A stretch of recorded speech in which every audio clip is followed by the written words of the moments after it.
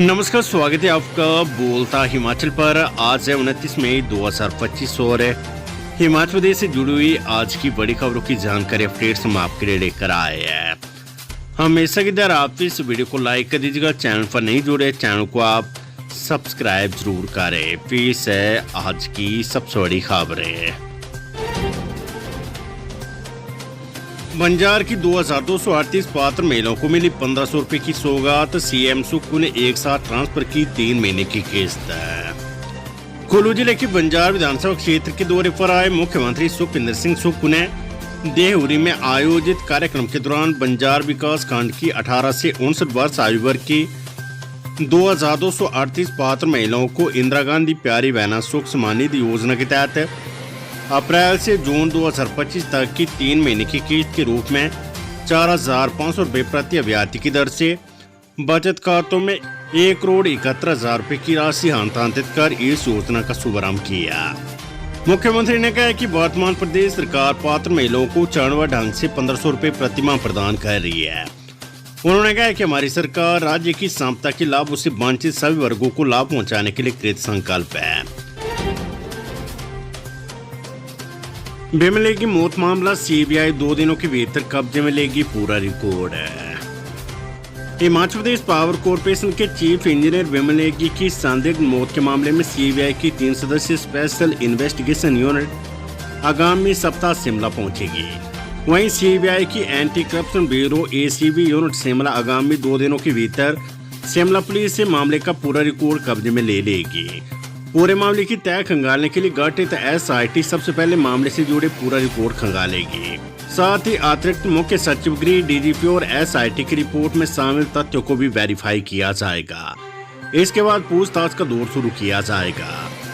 सबसे पहले शिकायत के आधार पर आरोपों के घेरे में आए पावर कॉर्पोरेशन के अधिकारियों से पूछताछ होगी। हाईकोर्ट ने धोखाधड़ी के आरोप पर आधारित एफआईआर को रद्द करने की मांग वाली याचिका को किया खारिज। हिमाचल प्रदेश हाईकोर्ट ने अमेरिकी company proctor and Gamble hygiene and health के खिलाफ धोखाधड़ी के आरोप पर आधारित एफआईआर को रद्द करने की मांग वाली याचिका को खारिज कर दिया है। कोर्ट ने कहा कि यदि एफआईआर में लगाए गए आरोप सही माने जाते तो प्रथम दृष्टया ये धोखाधड़ी का अपराध दिखते और इसे रद्द करना अनुचित है। न्यायाधीश राकेश कैंथरा ने उक्त कंपनी की याचिका को खारिज करते हुए कहा कि एक बार जब कानून के तहत अपराध की जांच शुरू हो जाती है तो उसे इस आधार पर बाधित नहीं किया जा सकता कि पुलिस अधिकारी को जांच का अधिकार नहीं था। हिमाचल में बीपीएल चैन में नहीं होगी धांधली और भाई भतीजावाद, सरकार ने किए अहम बदलाव।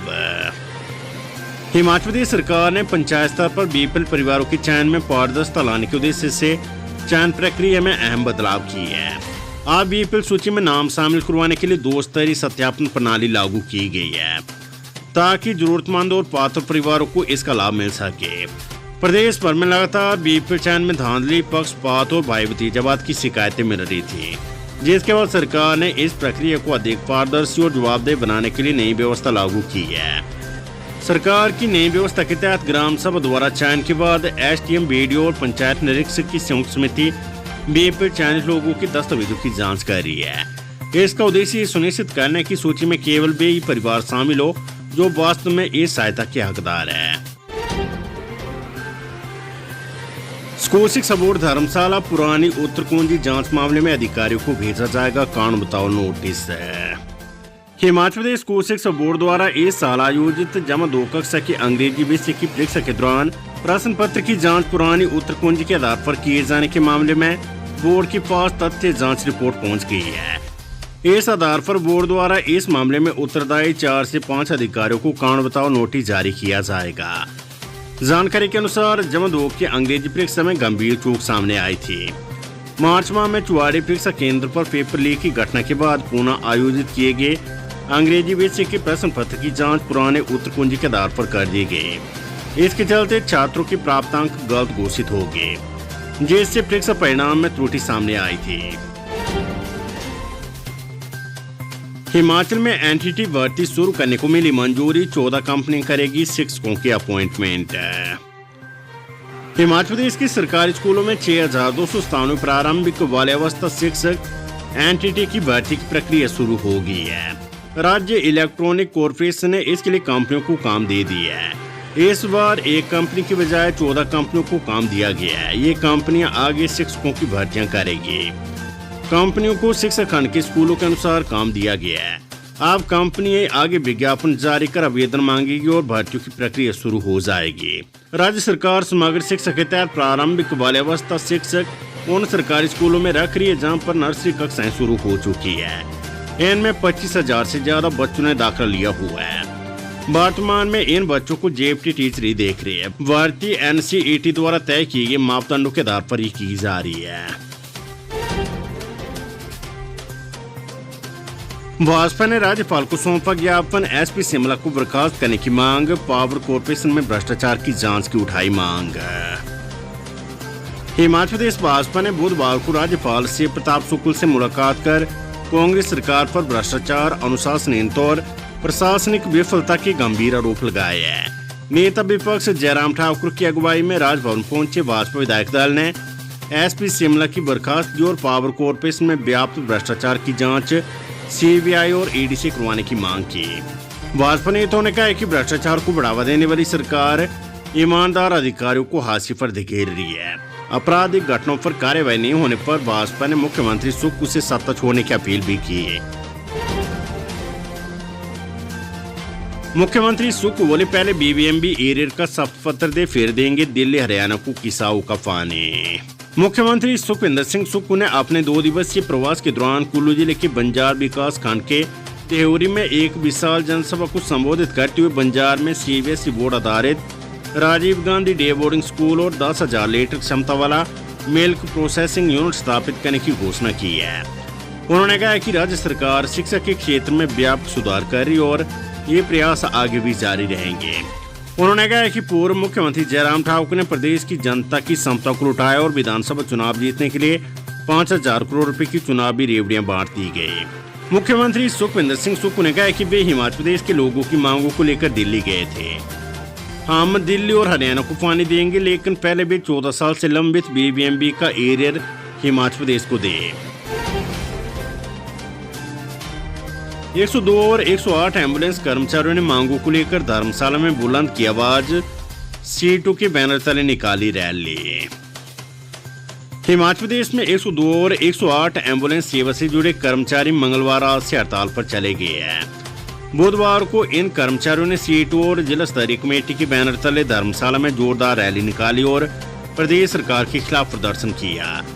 रैली की शुरुआत जोनल अस्पताल धर्मशाला से हुई, जिसमें जिले भर के यूनियन से जुड़े कर्मचारियों ने भाग लिया और अपनी मांगों के समर्थन में नारेबाजी की। हिमाचल C2 के प्रदेश उपाध्यक्ष वीरेंद्र शर्मा ने बताया कि राज्य भर में एम्बुलेंस कर्मचारी श्रम कानूनों की अनदेखी और शोषण के खिलाफ आंदोलनरत है।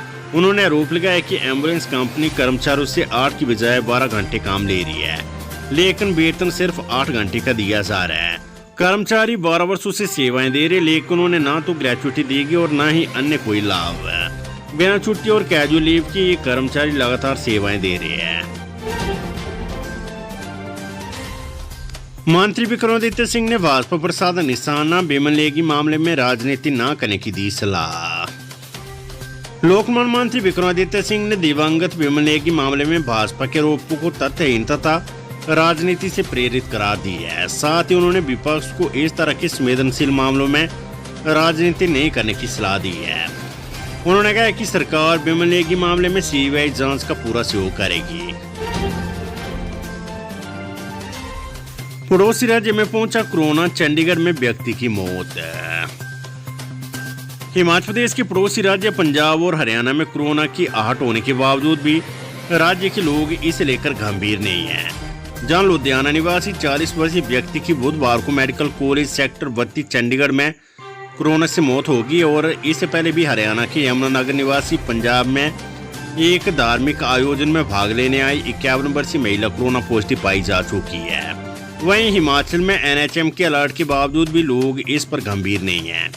यहाँ तक कि अस्पतालों में भी मास्क नहीं लगाया जा रहा है और न ही कोविड नियमों का पालन किया जा रहा है।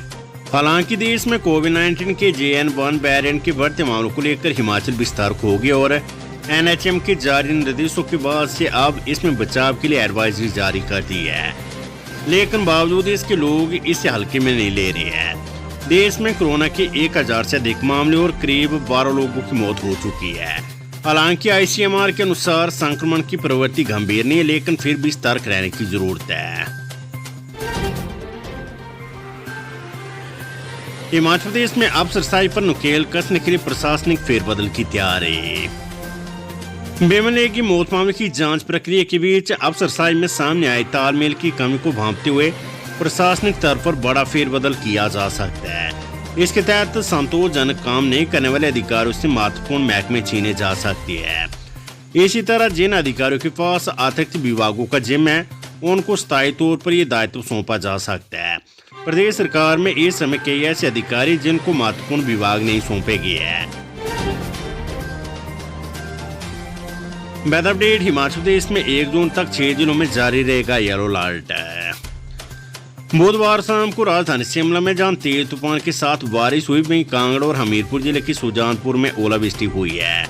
मौसम विभाग के अनुसार राज्य में 1 जून तक मौसम के खराब रहने के आसार है। आगामी 4 दिनों तक प्रदेश के 6 जिलों चंबा, कांगड़ा, कुल्लू, मंडी, शिमला, सिरमौर में कहीं मेघ गर्जन के साथ बिजली चमकने और 30 से 40 किलोमीटर प्रति घंटे की रफ्तार से तेज हवाओं के साथ बारिश का येलो अलर्ट रहेगा। जबकि 6 जिलों ऊना, बिलासपुर, हमीरपुर, सोलन, किन्नौर और लाहौल स्पीति में कोई अलर्ट जारी नहीं किया गया है। अपितु यहाँ हल्की बारिश होने की संभावनाएं हैं।